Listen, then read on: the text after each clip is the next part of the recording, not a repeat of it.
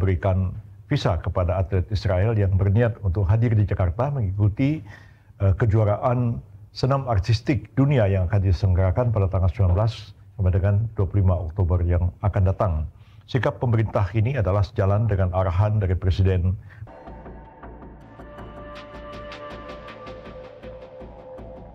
Polemik pencabutan visa kepada delegasi atlet Israel yang dijadwalkan akan berpartisipasi dalam kejuaraan dunia senam artistik atau Artistic Gymnastics World Championship 2025 memasuki babak baru.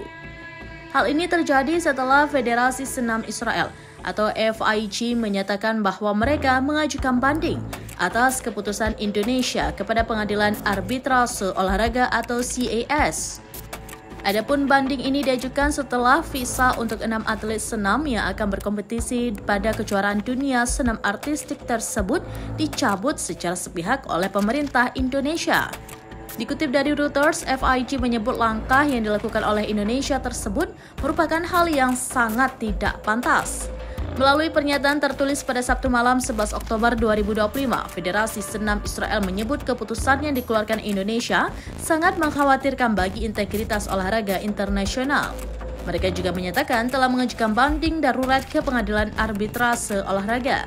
FIG menyebut upaya banding ini dilakukan guna memperoleh instruksi yang memungkinkan atlet Israel, termasuk peraih medali emas Olimpiade Artem Dolgopiat, berpartisipasi dalam kompetisi tersebut.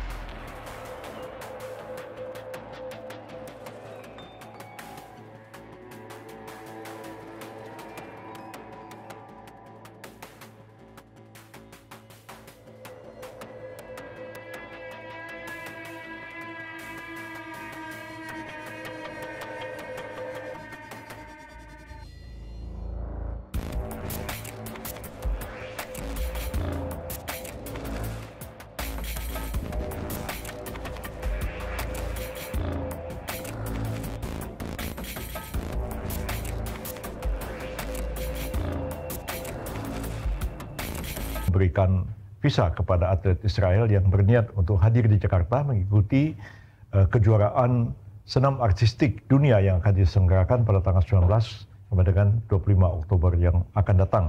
Sikap pemerintah ini adalah sejalan dengan arahan dari Presiden Prabowo Subianto dalam berbagai kesempatan dan terakhir dalam pidato beliau di Perserikatan Bangsa. Sekarang menghadirkan lokal menjadi Indonesia.